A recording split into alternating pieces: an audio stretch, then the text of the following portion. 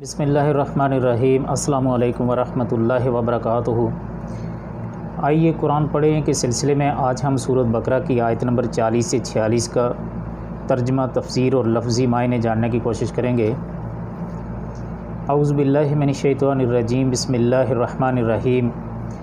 یا بنی اسرائیل اذکروا نعمتی التی انعمت علیکم واوفوا بعہدی اوف بعہدکم وَإِيَّیَ فَارْحَبُونَ۔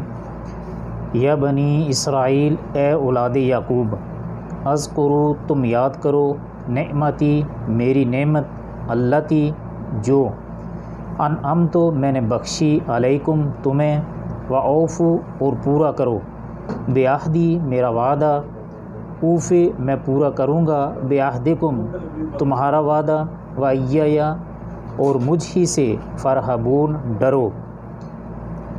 اس آیت مبارکہ کا ترجمہ ہے، بنی اسرائیل، میری اس نعمت کو یاد کرو جو میں نے تم پر انعام کی، اور میرے عہد کو پورا کرو، میں تمہارے عہد کو پورا کروں گا اور مجھ ہی سے ڈرو۔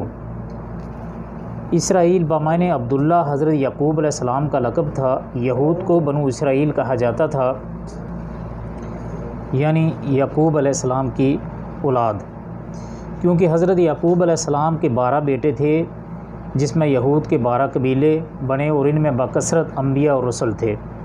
یہود کو عرب میں اس کی گزشتہ تاریخ اور علم اور مذہب سے وابستگی کی وجہ سے ایک خاص مقام حاصل تھا، اس لیے انہیں گزشتہ انعامات الہی یاد کرا کے کہا جا رہا ہے کہ تم میرا وہ عہد پورا کرو جو تم سے نبی آخر الزمان کی نبوت اور ان پر ایمان لانے کی بابت لیا گیا تھا۔ اگر تم اس عہد کو پورا کرو گے تو میں اپنا عہد پورا کروں گا کہ تم سے وہ بوجھ اتار دیے جائیں گے جو تمہاری غلطیاں اور کوتاہیوں کی وجہ سے بطور سزا تم پر لاد دیے گئے تھے۔ تمہیں دوبارہ عروج عطا کیا جائے گا، اور مجھ سے ڈرو کہ میں تمہیں مسلسل اس ذلت و ادبار میں مبتلا رکھ سکتا ہوں جس میں تم بھی مبتلا ہو اور تمہارے آباء و اجداد بھی مبتلا رہے ہیں۔ وَآمِنُوا بِمَا أَنزَلْتُ مُصَدِّقًا لِمَا مَعَكُمْ وَلَا تَكُونُوا أَوَّلَ كَافِرٍ بِهِ وَلَا تَشْتَرُوا بِآيَاتِ ثَمَنًا قَلِيلًا وَإِيَّیَ فَاتَّقُونِ۔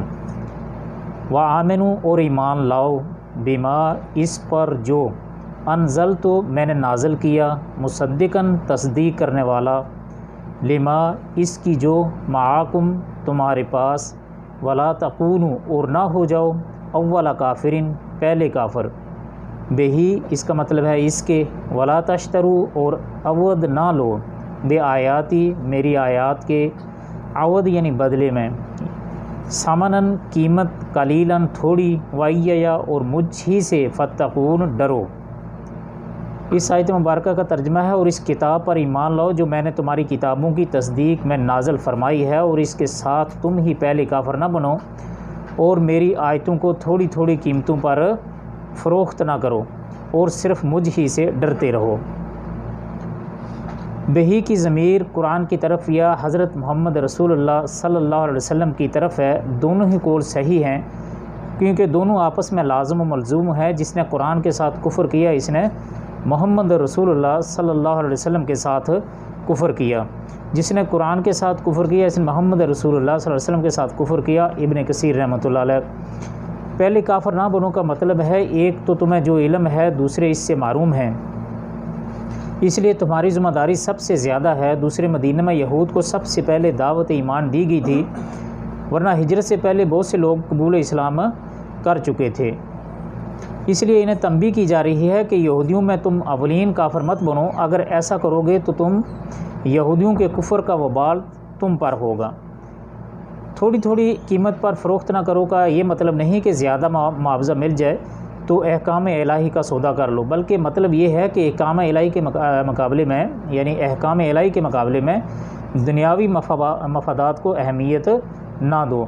احکام الہی تو اتنے قیمتی ہیں کہ ساری دنیا کا مال و متاع بھی ان کے مقابلے میں ہیچ اور قلیل ہے۔ آیت میں اصل مخاطب اگرچہ بنی اسرائیل ہیں، لیکن یہ حکم قیامت تک آنے والوں کے لیے ہے۔